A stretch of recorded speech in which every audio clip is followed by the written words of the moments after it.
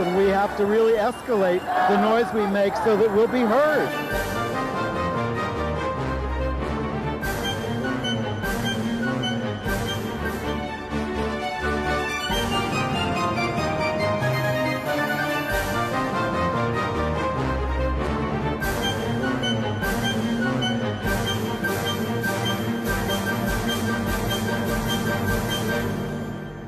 Welcome to Gay USA. I'm Andy Hum. And I'm Mick Meenan. Mick Meenan. My friend Mick Meenan is substituting for Ann this week. People may know you as a veteran journalist. You've done New York One, the Gay City News, the New York Times, and we're really glad to have you. And it is an absolute pleasure to be with you today. Okay. Well, we got to get to the news because there's so much. Let's hit it. In the headlines, so you saw what happened this week. Elon Musk was vanquished in Wisconsin as the state high court stays in liberal hands, and Democrats made huge gains on the special election votes in Florida. There are nationwide protests coast to coast as Americans rise up to oppose the Trump administration crackdown on basic government functions. Yes. And this Saturday, April 5th, there are also large-scale protests scheduled. I'll be there in New York at Bryant Park at 1 o'clock. The International Day of Transgender Visibility was marked in the face of all this backlash. The fascist Trump regime orders the elimination of diversity and truth from U.S. history. This is unbelievable, as is the fact that RFK Jr. is set to shut down the HHS Office of Infectious Diseases and HIV policy. And as part of Trump's tyranny, he plans on having the Department of Education, whatever's left of it, to sue California for protecting trans students. Out lesbian comic Amber Ruffin is dumped from the program at the White House Correspondents Association by its out gay president.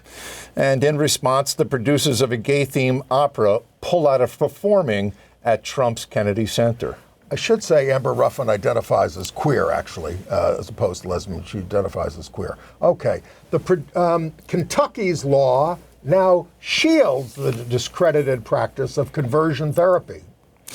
And in Alabama, there was a victory where a community rose up and it saved its library after funding cuts because of an LGBTQ book that fascists were trying to suppress. Parents in New Jersey stood up for a gay children's book author who the school district tried to ban. In Virginia, Republican Governor Youngkin vetoes bill that would protect users of PrEP from insurance discrimination. I'm sure you all read that actor Richard Chamberlain has died at the age of 90, almost 91. He was a gay icon who came out at the age of 68. In Ireland, the government is warning its travelers, especially LGBTQ people, against visiting the United States, which is an absolutely shocking headline. And I'm going to review a couple of Broadway plays, Purpose and Buena Vista Social Club. All right. So we start in Wisconsin. Look at those results. Musk was vanquished. You know, Susan Crawford, the liberal judge, won by 10 points. Now, this is a 50-50 state. So this is a remarkable movement in the electorate for her.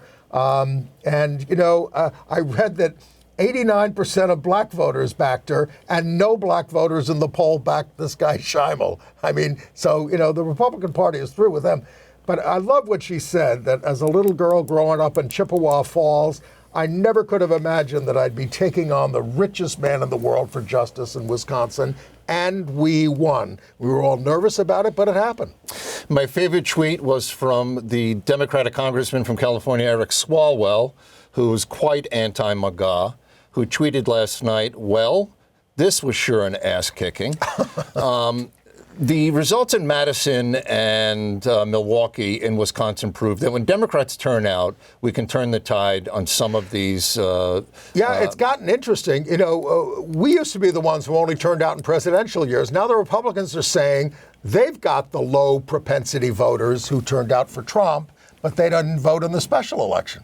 Right. So there we are. It was a clear rebuke to Trump and certainly the Musk policies. And also the very clearly progressive superintendent for public instruction in Wisconsin won a statewide race over a Republican who was totally antagonistic to public education. Correct. I think people really want the federal government to stay out of their schools, out of their libraries, out of their bedrooms. Right. And then the Florida races. Now, you know, these two special elections in Florida were, you've heard, they were in deeply red districts with 2-to-1 Republican registrations, but there was a huge swing to the Democrats. In Florida 6, the Republican won, but only by 14 points in a race that was won by 33 points in the last election by the Republicans. And in the other district, Matt Gaetz's old district, which Trump won by 32 points, the Republican only won by 14.6 points. Two very hard right districts. Yeah. Democrats made a dent. The midterms are still a long way off, but let's keep in mind that the Republicans only have a 5-seat advantage in the House of Representatives. They can't afford to lose a single seat. And they're being so scummy that in Texas, where there are 2 openings of Democrat seats, Governor Abbott won't allow elections until 2026. Interesting that yesterday, 9 Republicans joined the Democrats in voting to allow for remote voting for parents who just had kids. Right. And that includes men and women. That's a break. Well, 9 Republicans. No, I'm saying that's a break with the leadership. Correct. And it's a rebuke to Mike Johnson, the Speaker. Who was the Speaker. All right. So, look, we did have demonstrations this week. The ACT UP had its 38th anniversary action in New York. I mean, there were actions against Tesla held all over the country. But in New York, we met at the AIDS Memorial. Let's show some. There's ACT UP. 38 years of ACT UP. I was there at the beginning, and there they are, and they marched over to the Tesla dealership. Let's show the next picture. That's a picture by Michael Nigro. Look at all the people at the Tesla dealership, but that happened all over the country. Yes, and I want to remind the viewers about 1988 when the ACT UP members surrounded the FDA headquarters in Maryland to demand better drugs to stop the spread of AIDS. I wish I'd known you were going to talk about that. We were there covering it for the Gay Cable Network. And in 1989, ACT UP went down to Wall Street to protest against Big Pharma. Yes. And both of those big protests eventually got results. I also want to give remembrance to my college classmate, Stephen Gendon, who was a huge organizer in the 80s with ACT UP and a founding member of the magazine Pause. And of course, Stephen succumbed to the disease in 2000. I got locked up with it once at one of those demonstrations. But at the AIDS Memorial, we did hear from one of the co-founders of ACT UP, Eric Sawyer, and we want to bring you what he had to say.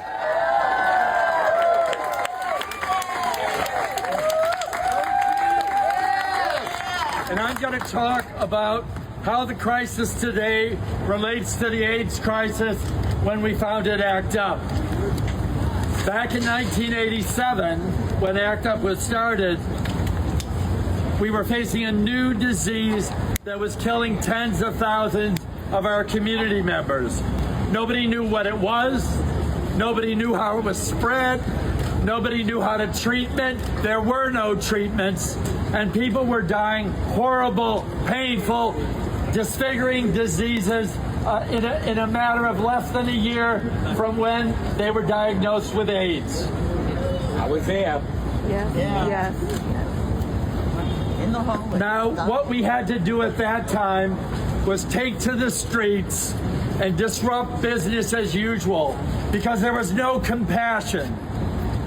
We had to speak out, tell our stories, speak our truth, and let people know that people with AIDS, gay men, junkies, queers, sex workers deserve to live.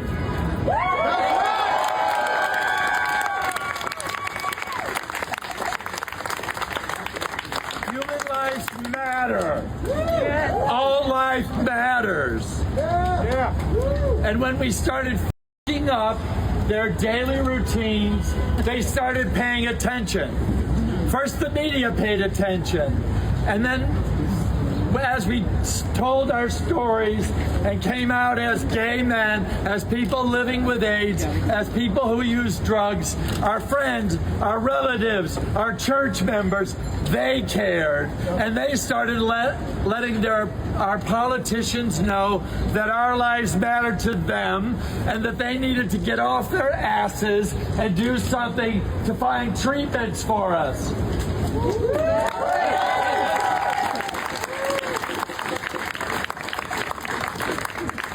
And we fought not only for research to develop AIDS treatments, but we fought for access to the safety net, to things like Medicaid cards, to food stamps, to housing allowances, to drug treatment, to condoms and clean needles. And we helped develop programs that put all those things in place that help people like me who were sick at that time continue to live until the triple cocktail came around and our health restored. Well, thank you, Eric Sawyer, and who's still at it. And he's going down to Washington again on April 10th in the halls of the Capitol, and he will sit down and get arrested again because they're trying to cut Medicaid. Because everything that he just talked about and that you and I have shared in our conversations, all of those little victories were hard fought, and it took a lot of organization and a lot of determination. Nothing was given to those gay men who fought to stop the AIDS crisis. That's why it's so painful to see them going by the wayside, and we'll talk more about that. But if you want to protest, there are nationwide protests, okay? April 5th, Saturday. Go to handsoff2025.com, handsoff2025.com. Find a demonstration near you. Here in New York, we're going to meet in Bryant Park there near the public library at 1 o'clock, and we're going to march to Union Square. Now, the Trans Day of Visibility was March 31st, and, you know, in Utah, the state just barred the display of pride flags at government buildings and public schools. So the Utah Pride Center and the Glitter Foundation in Salt Lake City unveiled the largest transgender pride flag in the world, 200 feet long. So you say we can't do it, we can't show it at your building. We're going to be out there more with this message. We're not going away. It's a wonderful message. And there was also a demonstration in New York. We have a nice picture of the demonstration in New York from our friend Donna Acito. Community members marched through Manhattan on the Transgender Day of Visibility in a show of force against the backdrop of this tremendous backlash against transgender people. It's just extremely painful. Well, to their credit, the NYPD did honor its transgender cops and employees on its Twitter page, also known as X. I will add that the comments that were added were despicable. At one point, I stopped reading it, but I do give credit to the NYPD for honoring its trans employees. It's important that we do have transgender cops on the streets of this city. Yeah, and of course we have things to protest in New York because a lot of the providers of transgender care cut it off for young people, even though there's a court order that says you don't have to abide by that Trump order. Right. You can be providing this care, but places like NYU Langone, which is a huge hospital, cut it off. All right, we also heard from Cory Booker this week, the longest speech in the history of the U.S. Senate. He bested Strom Thurmond, who tried to do a filibuster against the 1957 Civil Rights Act, which did determination. We can't act as if this is normal times. These people's stories that I wrote were calling out for help. Senator, help me. Someone help me. I'm in danger of losing my health care. Someone help me. I'm a veteran. Look what happened to me. It's not fair. I fought for this country. Help me. Help me. I'm worried about my Social Security, and the rural office I go to is being closed. Help. People calling out for help. And what Americans do when people are calling out for help? They built an infrastructure. The greatest project ever, called it the Underground Railroad, where Quakers, white folks, joined with black folks to shuttle people to freedom. What did they do when people were worried and fearful? They called people together from across their country. Let's have a conference. Let's go to Seneca Falls. What did they do when they faced violence? Well, look at the people at Stonewall who stood up, who pushed back, who organized, who won. What do they do when the dark thoughts are unleashed on us, the fire hose are unleashed on us? Look at what they did in Selma. I'm getting close to a record, folks, but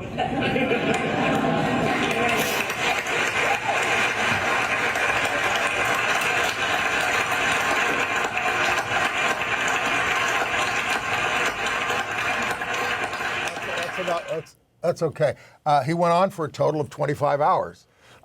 And he kept repeatedly saying, and this is important, and this is vis-a-vis Musk, the power of the people is greater than the people in power. When people organize, they can beat money. No matter, I mean, Musk threw $25 million at that race. $100 million was spent on that contest in Wisconsin. But people decide. After the George Floyd murder, we saw the biggest civil rights protests in this country. It was spontaneous, it was coast to coast, and we also saw the crackdown that happened. But when this country wants to rise up, it knows how to do so. Okay.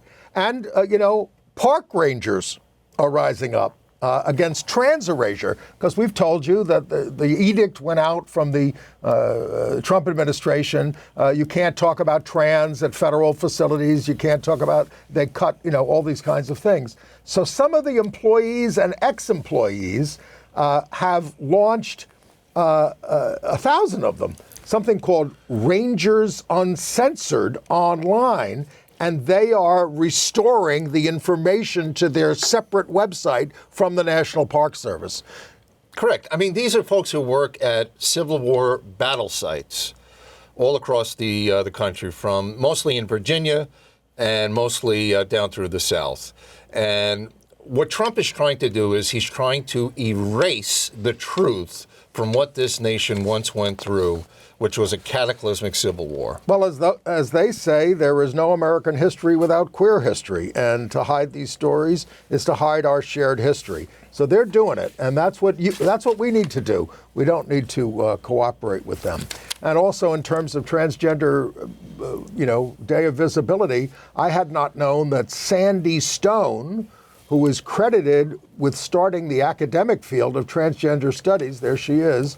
She's also a recording engineer and artist, and she is the first known trans woman in the National Women's Hall of Fame.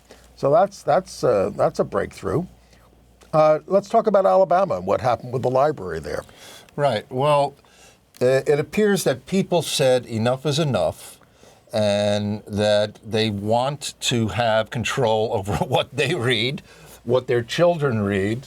They don't want somebody sitting in the West Wing to be telling them what they can check out of a library. It's very important to note that yesterday, the Doge fascist government entity cut $270 million from a very little-known federal entity that sends grants to states across the country to fund their libraries. Right. It's only $270 million. It's not a lot of money when you're talking about the whole nation. The first thing they did was they cut off 77 employees, told them don't show up to work. Outrageous. This is going to affect you. But in Alabama, it was a local library, and the local library board said, we're defunding you. We're taking away $40,000, which was essential to them, because you keep including LGBTQ books. And the community raised $43,000 and counting to counteract it, and they're going to keep going on their own. And that's what has to happen. I mean, these people in Alabama have a lot more guts than they do at Columbia University, where they're caved in to Trump. You got to stand up to them. You can't worry about the money, honestly, because otherwise you're not fulfilling your mission. Now, we learned something. You mentioned Doge and fascists. The State Department appointed this Doge guy, Jeremy Lewin, a lawyer working for Trump and Musk at Doge, to head the U.S. Agency for International Development. Now, what did we learn about him this week?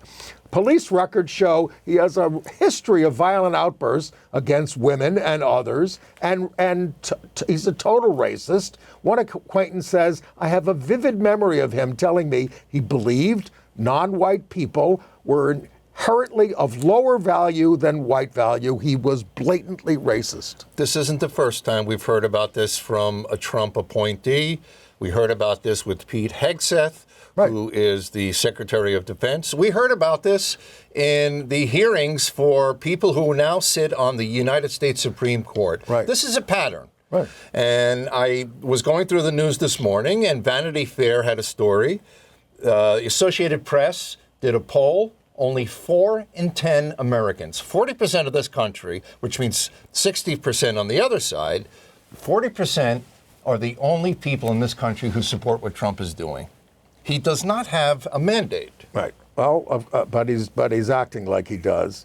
And this is, of course, the same administration that is turning away asylum seekers, except white South Africans who are now viewed as oppressed by the black majority in South Africa. So they've set up a whole pipeline for white South Africans to be welcomed into this country while we're shipping people from, Latin America and all these other places and Haiti back where they came from. And Elon Musk, he needs friends. A South African, Peter Thiel, a gay man who's another plutocrat working for Trump. They are the architects of this South African exclusion policy. All right, let's talk about what's happening at the Department of Health and Human Services under Bobby Kennedy. You've got a picture of him. Here we go. Well, I mean, they laid off 10,000 workers this week, while measles is spreading out of control in this country, and you hear nothing about it from HHS other than take a vitamin A pill. Right. And I did some research last night on HIV numbers. They have certainly gone down. In 2022, there were 38,000 new diagnoses of HIV, and that runs the gamut from gay men to all the rest of the population. However, what is most important to note is that it is African Americans who are the most hard hit, and that most of these new diagnoses are occurring in the South. And I think it's important to say that. Because what the Trump administration is doing right now is setting up a plan to kill people. Yes, absolutely. Absolutely. They're shutting down all kinds of divisions, but and of course, he's firing the best people from their positions. And he's installing quacks like this guy, David Geyer, Geier, who's an anti-vaccine figure. Not just an anti-vaccine figure, he's hired to do the research into autism and vaccines, which has already been disproven. And anybody who knows anything about it says it's all fatally flawed. These are people who... We're in trouble. We're all in trouble. These are people who, for 20 and 30 years, have specialized in how to combat infectious diseases. They're not only experts here they're internationally recognized experts. Right. Well, the top vaccine official, Peter Marks, we have a picture of him, Dr. Peter Marks, he resigned under pressure. He said that Health Secretary Robert F. Kennedy's aggressive stance on vaccines was irresponsible and a danger to the public. It has become clear, Dr. Marks said, that truth and transparency are not desired by the secretary, but rather he wishes subservient confirmation of his misinformation and lies. That's, you can't, and very respected figure, Dr. Marks. Right. And how about Dr. Oz? How about him? He campaigned when he was running for the Senate in Pennsylvania. And by the way, this is the guy that they're trying to install to run Medicare and Medicaid. Dr. Oz, a TV star, cardiothoracic surgeon, used to work at Columbia, ran for the Senate in Pennsylvania. He lost. During that campaign, he said that he did support same-sex marriage. However, he's a bit of a waver when it comes to his stance on gay rights. Well, I mean, he even supported, trans care for minors. Now he says he will no longer do that.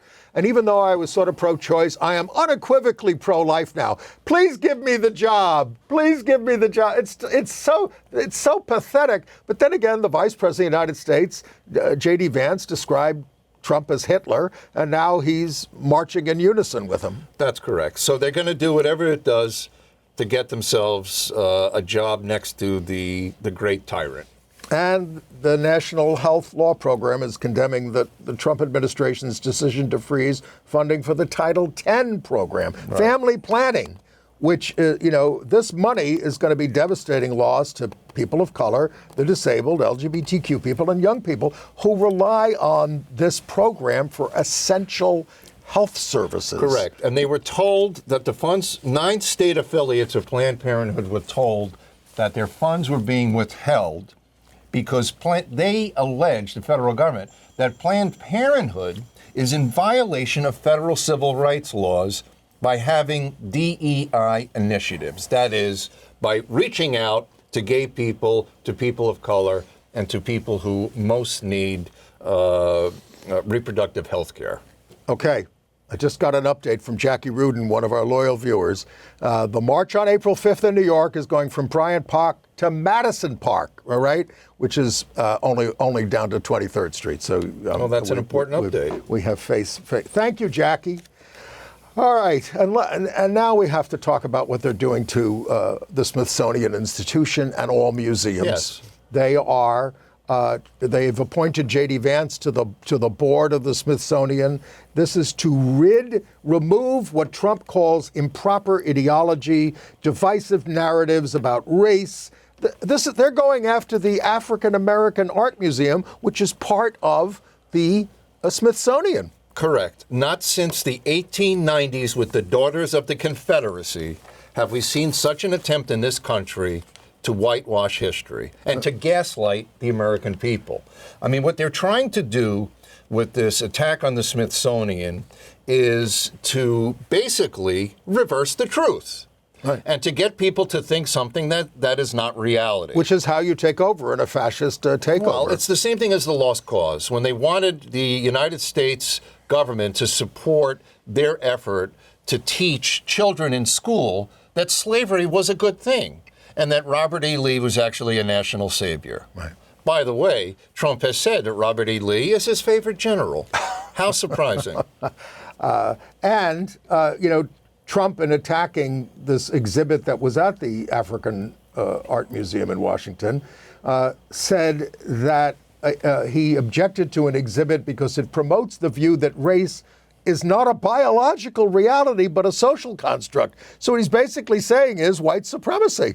Basically. But then again, you got to take whatever this man says with a grain of salt because it has absolutely no intellectual validity. Well, but he's got an audience and he's not being stopped. And now they're going after funding for NPR and public television. Of course. I mean, it's not a ton of money for them, but they need it and they want to eliminate it because he thinks they're radical left socialists. Right. Because everything must be a corporation that makes a profit. If you're not making a profit, you must die. That's their philosophy. And then this Richard Grinnell at the Kennedy Center, he's the Trump-appointed interim head. He defended the elimination of $2.5 million worth of DEI programs at the Arts Center. And, you know, it's just pathetic. I mean, that they're reveling in doing this crackdown at the Kennedy Center, a place named for the beloved late president who was assassinated, is really quite despicable. Right. Well, they might as well rename it whatever the Trump Center and get it over with. And again, what's left of the Department of Education, I kind of don't understand why they're not holding on to the Department of Education to go after people. If they get rid of it, they don't have they lose that. It's been a bug in their, a bee in their hairnet since the 1980s. But they're since Reagan, they've wanted sure. they've wanted to crack down on the Department of Education.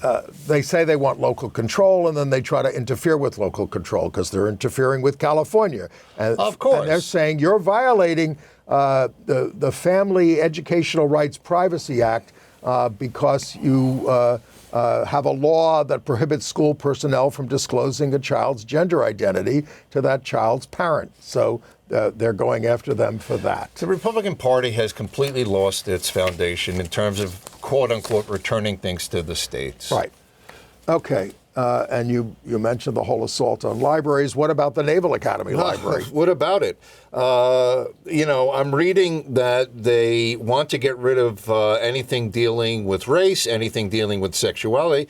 So I'm beginning to wonder, are they going to ban Billy Budd from the Naval Academy Library? No, they're going to ban the autobiography of Martin Luther King Jr. Right. They're going to ban Einstein on race and racism, and a biography of Jackie Robinson, the baseball guy who broke the color line in baseball. I mean, half of the novels written about life on the high seas are homoerotic.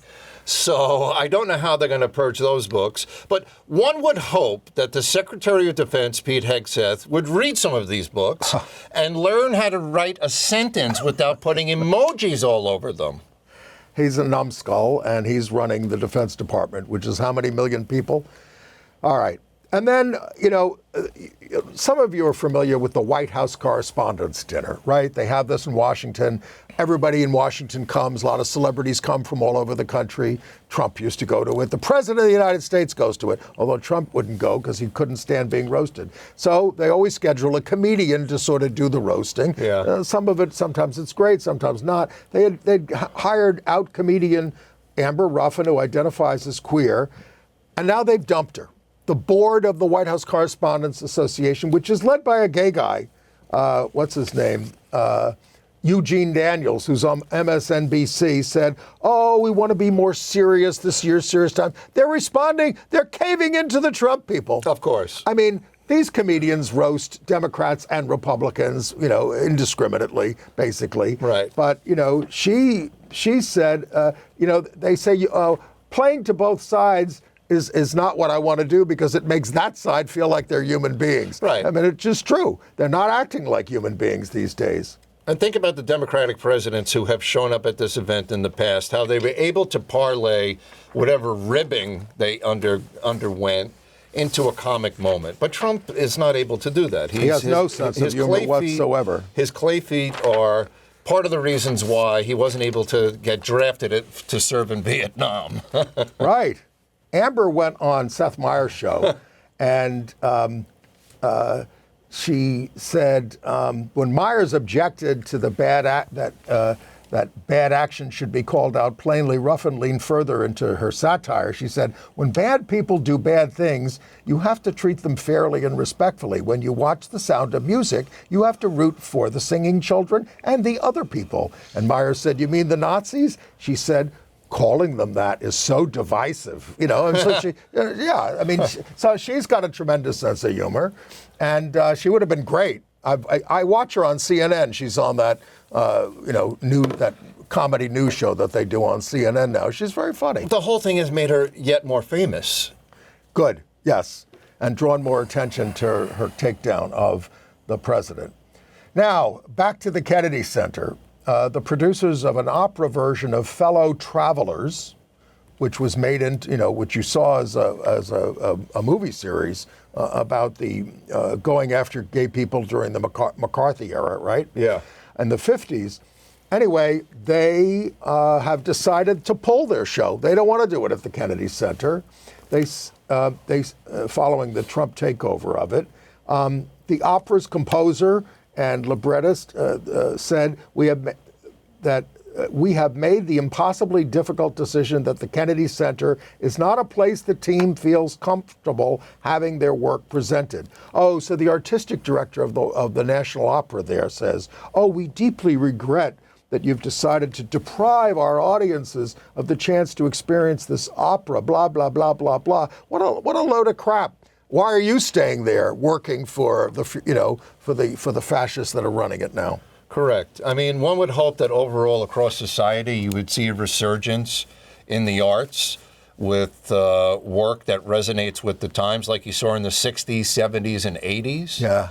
Things against Vietnam, things against Nixon, Reagan. Yes. Things against the apartheid regime in South Africa, divest in South Africa. Yes. That was a big deal when I was on campus. Yes. And maybe this will lead to more stage productions, recording artists, authors to produce work that reflects the state of what it is that we're going through right now. And people have to be less timid about that. I mean, I even read on White Lotus, they took out a reference to one of the women having a non-binary child because it's so controversial now, blah, Correct. blah, blah. I mean, come on.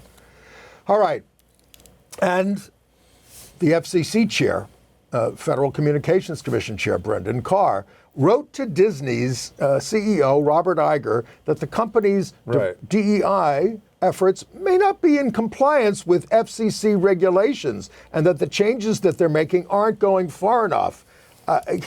Wow. And then they're going to go after Comcast and Verizon and all these other outlets. Well, I would hope that these wind up in lawsuits. And I would hope that ABC just doesn't simply roll over, or Disney for that matter. Because we are winning in some of the courts, at least at the district and some of the appellate levels federally. Let this stuff start working out in the courts. The ones who are fighting are winning in the courts. Yes. For almost entirely. All right, we've got a couple of updates about the Pulse massacre, the 2016 Pulse shooting, horrible massacre there in Orlando at the gay club, mostly Latino.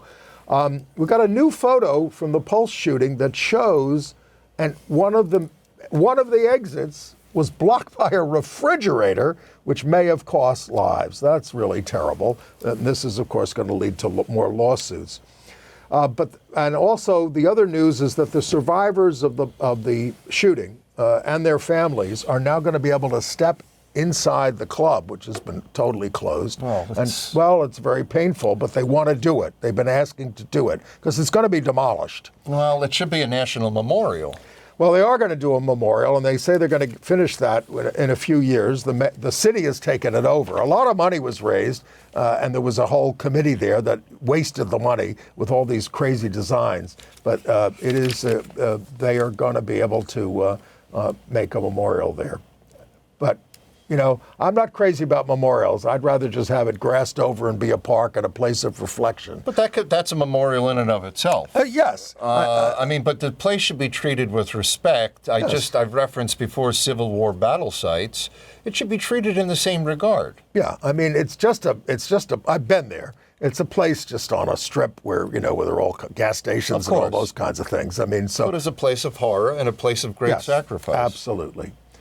So in Tallahassee, Florida, speaking of transgender day of visibility, a trans woman, her name, what's her name? Marcy Rankin. Yeah. She actually planned this. I'm going to go into a women's room. I'm a trans woman in Florida. And she even alerted the authorities because, I should be able to do this. She just wanted to wash her hands, and she was arrested. And so we'll see. Because the goal of these laws is intimidation, policing bodies. So was she doing sort of a preemptive civil rights? Yes, she was doing civil disobedience. I see. That's what was happening. There is no way to enforce these bathroom laws. Well, what happens is, and we're going to talk about it. I mean, look, we'll talk about it later when we get to Walmart.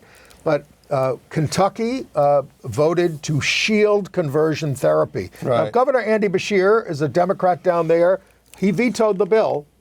Conversion therapy is torture, but Kentucky wants to protect it, and they want to make Medicaid pay for it, if you go to these quack services. Okay, when you allow conversion therapy, you're opening the door up to predators to act as counselors and to prey upon gay and lesbian youth who are highly at risk for all sorts of bad outcomes. Some of them end up molesting the kids. That happened in Utah. And if you have any doubt about it, just Google it.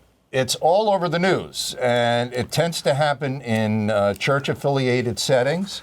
It also happens with a lot of elected officials and, unfortunately, with some cops. Well, of course, when I was a boy, homosexuality was in the index of mental disorders. I never Right. went to a psychiatrist about that. But people who are, I'm 71, people who are a little older than me, they did. And subsequently. So you went to the therapist and they were like, this is my lucky day.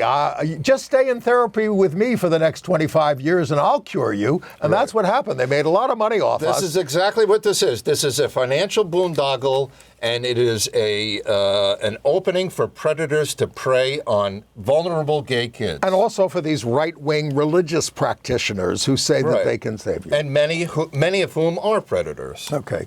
So Florida, they're not content with "Don't Say Gay" in the schools and all that kind of stuff. They now have legislation that is moving. Yeah. That says you can't say gay at work, basically. And this was introduced by the guy who won the congressional primary down there, Randy Fine. It would allow public employees and state contractors to openly discriminate against LGBTQ coworkers without fear of punishment. The Freedom of Conscience in the Workplace Act. Correct. It's I mean, am I able to talk about Jackie Robinson at work in Florida? I mean, it's getting absurd. The Orwellian reference at this point has been very, very played out. Yes. But it really does bear repeating.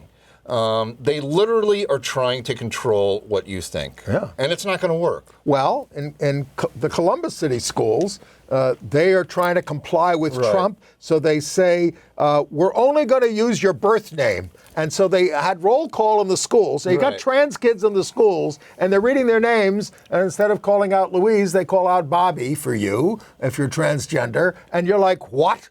Yeah. And that without any warning. This happened at a charter school. They're quasi-public schools. They do receive some public funding, but they tend to be privately owned, sometimes by hedge fund guys. And a group called the Ohio Democratic Women's Caucus says that in the last budget go-around, the Republican Governor DeWine shortchanged the public schools and gave more money to the charter schools. Right. So this is where this is happening. This is happening in a charter school environment where people are getting way too bent out of shape over things like gender, and they should be concentrating more on things like math and science. Well, they were upset this is in New Jersey, in Bergen County, New Jersey. Yep.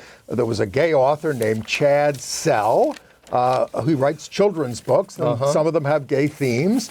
And they said, you can't have him. You can't have him speak. So parents said, this guy's great. We've read his books. And they all came to the meeting, and they demanded that he be reinstated.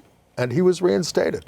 You know, in some of these middle class or upscale communities, people are paying a lot in local taxes, and they want good, strong libraries. Right. And they don't want some bureaucrat either in Trenton or in Washington telling them what should go on the shelves in their Right. libraries. I Right. think that they're fully capable of being able to decide what's appropriate reading. Okay, now let's go to Walmart.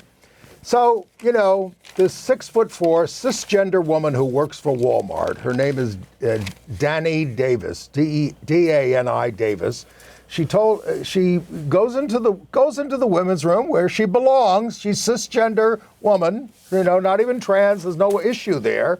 But somebody doesn't like this. Somebody looks at her because she's so tall and maybe feels that this is mannish. And a man goes into the women's room and starts yelling at her and screaming at her, "Get out of there! You're trying to rape my girlfriend." I mean, it's just nuts. So she goes to her supervisor and says, holy hell, you got to do something about this. And then they fire her because they said she reported it to the wrong person, and that was risking security. Oh, so this became a big issue.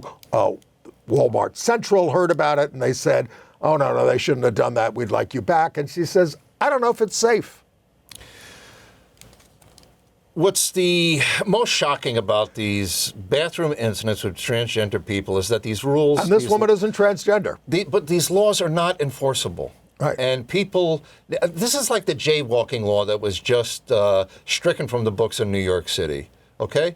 These things need to go by the wayside. People need to move on. They need to focus on more important things that are happening in society. Yes, but Fox News gins this up in every Correct. single show. Anti-trans stuff is in every single show. And the Democrats in this country need to find a way to defang this issue, because it should not have this level of importance where people are screaming at each other inside of a bathroom. Well, in Montana, the right-wing governor, Gianforte, he signed 2 anti-transgender bills. Now, they beat some of them back a couple of weeks ago, but these ones passed.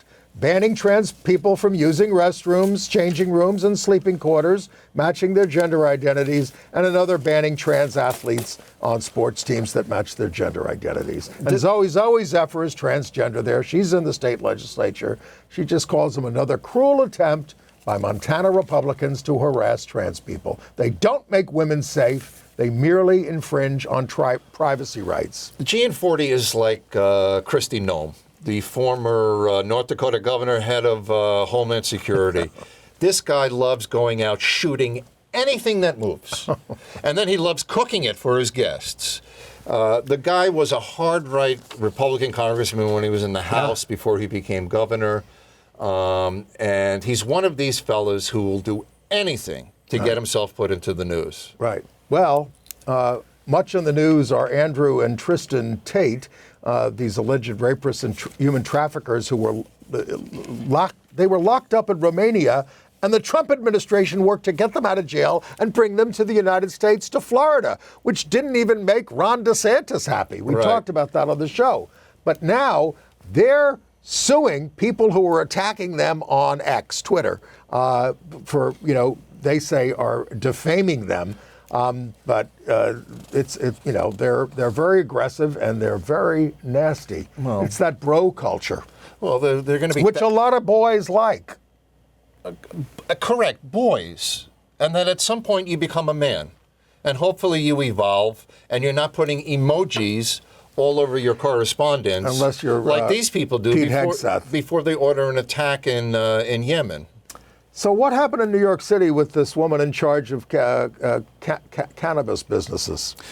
Well, I thought it was notable that the Adams administration appointed... Eric Adams, the mayor. Eric Adams, the mayor, appointed a woman of color, African-American woman, I believe, who is queer, to head up one of the more important initiatives, which is to finally find out a way how to mainstream cannabis sales in New York City. That means finding real estate, finding appropriate supplies, finding appropriate people who can do this retail business. It's a pretty big job, and she has been involved in the cannabis community, if you will, for some time. She is the chair of the Cannabis Regulators of Color Coalition, and I think that she was really trying to make a good faith effort. So what went wrong? It appears that there was an allegation that she had sexually harassed a woman who was involved in the supplying or the sales of cannabis to these dispensaries that the city was setting up. So she's had to step down. Well, Dawson has denied that. She said that was not the reason. But she did have to step down. She resigned. Right. So it remains to be seen whether or not this will play out more, either in court or in the media. We're running out of time. We have to pay tribute to Richard Chamberlain. Yes. Now, of course, Richard Chamberlain, there he is as Dr. Kildare in the early 60s. Now look at him. I'm 8 years old. I look at this guy. I know I'm gay. And I was so in love with him that during Lent, which is the penitential season for Catholics, I gave up watching Dr. Kildare. I thought I was being so good because I so much wanted to look at him. I mean, this happened to a lot of guys my age, and a lot of women were in love with him, of course. I'll tell you. Of course, as well. So he was a huge TV star, and then he became the king of the miniseries. Yeah. Shogun, The Thornbirds, so many others. He didn't come out until he was 68 years old, and he wrote his memoir. He had a partner, longtime partner named Martin Rabbit for decades. I don't think they ever married, but they were together. They ended up, and he ended up doing movies, and he ended up studying to be a serious actor. He did Hamlet and all those kinds of things. It's accomplished. But a sweet guy, and so he had 23 years out of the closet at the end of his life. That was great. He even did Will and Grace, I think. Yep. Yeah. And then L.J. Smith, who's the author of young adult novels, most notably the Vampire Diaries series. She's died at 66 of a rare autoimmune disease, survived by her partner, Julie DeVola. People bought millions of copies of her books. Now, when she wrote these books in the beginning, she signed a contract basically giving the publisher all the rights. Yeah. She got screwed. And so she wrote some more, and she wrote fan fiction using the characters, and she did all right, but a very prominent author. By the way, Kate Kendall, who used to head National Center for Lesbian Rights, she'd gotten out of the movement. She's now the CEO of the Gill Foundation, which funds all these LGBTQ causes. She says, I got to get back in the game. All right, international news. All right, we're down to our last 10 minutes. In Kabul, all right, try to follow this. The Taliban arrested and imprisoned 2 underground Afghan LGBTQ activists, Maryam Ravish, a lesbian, and Maeve Alsina Piescu, a trans woman, and their lives are now in grave danger. What happened was they're trying to get on the plane, they look at their phones, this is happening here too, they find LGBTQ content, and they send you off to the Who's Cow, where you're going to get beaten or killed. Yeah. And there was, one of them has a partner who got on the plane and managed to get out to Iran. And I said to Peter Tatchell, who brought the story to my attention, isn't that out of the frying pan into the fire? He says it's easier to go from Afghanistan to Iran, get a visa, and then they were going to, of course, try to go to the West. But wow, it's so people are trying to draw attention to their case so that they don't get killed if they haven't been already. And then there's Andre Jose Hernandez Romero. This story is heartbreaking. Go ahead. There he is. He's a makeup artist, a gay makeup artist. Well, this is a man from Venezuela who at some point wound up in Mexico, was fleeing Venezuela to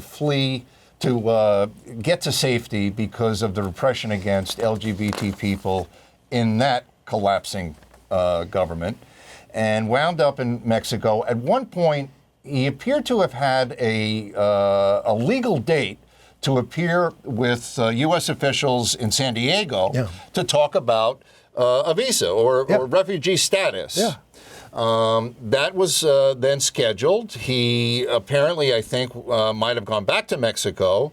When he tried to go back across the border to keep the appointment in San Diego, he was arrested. Apparently, they arrested him, the ICE officials, because he had tattoos on his body, on his arms. One of the tattoos was a crown. Now, what his family has said in the press is that the crown was for Three Kings Day, which is a Christian festival that happens after Christmas. Right. It's very popular with many Latin Americans. But he's not a member of a gang, and He's not a gangster. He was shipped off to the El Salvador death camp that they've set up. Correct. Where nobody gets due process whatsoever. Everybody should get due process. They're not giving anybody due process, and the administration doesn't care. This is so bad that Joe Rogan, who was, pretty pro-Trump, said this is horrific. We can't be. How long before this guy can get out? Can't they figure out how to get him out? And the administration says, too late. We can't get him back. Of course they can. Well, of course they can, because they've paid the bill for him to go down there, and they're probably paying the bill for his upkeep. Right. But the bottom line is that these Christo-fascists lock up a guy with the crown on tattooed on his arm. That's outrageous. And the guy is actually explaining to them that he's a Christian himself. Right. We've got to run through these other stories. In Canada, they're about to have a national election on April 28th, and the Liberal Party, no longer headed by Justin Trudeau, now headed by Mark Carney there on the right. He's the Liberal Prime Minister. The Liberal Party had no chance. Now they're leading in the polls because of Trump. Yes. What's the name of the conservative? Paul Revere. Yeah. And so I love what Carney said this week. Canada's traditional relationship with the United States is over. And that hit, it's hard. It hurts everybody, but that's where it is. And now all these countries are telling people not to come to the United States. We've got a graphic about it. Ireland is the latest country to update their travel advice for the United States, especially hard on transgender travelers. Wow. And then in the United Kingdom, Tesla's been we got a picture of this. They're putting up these things. They're decorating Tesla dealerships with Elon Musk with his Nazi salute up in the air. Sales of Tesla have fallen 13% worldwide and much more heavily in Europe. Yes, especially in Norway. Yeah. Then we've got, AIDS and health news. Governor Youngkin vetoed a bill that would have made it illegal for health and life insurance companies to to discriminate against people taking PrEP. Yep. They want more people to get sick. And SAGE, for us older folks, is telling us that the Trump administration has announced plans to dismantle the Administration for Community Living. I never heard of some of these agencies, but these are very important to people who are aging or who are disabled, and LGBTQ elders, many of whom live with HIV, need these agencies, and now they just don't exist anymore. Correct. And again, a lot of these agencies were set up after the hard work done in the 80s and 90s by the gay and lesbian community. All right. I got a couple of play reviews, and I'll include them in our email, which is, you should get our emails. Go to gayusatv.org. You only get one a week. The play Purpose by Brandon Jacobs Jenkins, who gave us Appropriate last season, is really hilarious. I highly recommend it. It's sort of a satire, not a satire, it's a dramatic play that is very, very funny, sort of about a family based on the Jesse Jackson family out there in Chicago, a civil rights hero. So I highly recommend that. It's directed by Felicia Rashad. And I recommend Buena Vista Social Club, which is on Broadway. I saw it with Ann this week, and she said I enjoyed the evening, but still recommends the documentary movie more and the original album. But I had not seen the documentary, and it's all about Cuba from the time of the revolution. These group of musicians who stayed. It's all about, do I stay with the revolution happening or do I go? And it's all mixed up with these wonderful music scenes. So I recommend that. Again, I'll tell you more in the email. We're down to our last minute and a half. We're now reading that abusive Broadway and film producer Scott Rudin wants to make a comeback. He's been in the wilderness for 4 years. And he's getting a lot of people to cooperate with him. He wants to produce plays by out-gay Samuel Hunter. He wants to do Death of a Salesman with Nathan Lane. Well, he's an accomplished producer. The guy certainly knows how to mount a good show. But he was a guy who he was not sexually abusive. He just went on tirades all the times, and he threw things at people. Well, hopefully he's learned his lesson. Well, he says he has. Maybe he'll play for the Yankees. They need pitchers. And legendary crooner Johnny Mathis, who is out gay, he's 90. He's nearing 90. He's going to perform his final show at Bergen Pack in Englewood on May 18th. Wow. So we're down to our last 30 seconds. Any more thoughts? Johnny Mathis has a gorgeous voice. My mother played the albums in the apartment, and then we would all kind of sing along to Chances Are. Yes, Chances Are, Johnny Mathis. Yeah. Beautiful It's voice. been great to have you here. I loved it. Ann will be back in several weeks, and Rob Shooter's going to be here next week, and we thank you all Andy. for tuning in. Thank you so much for having me, and all the best.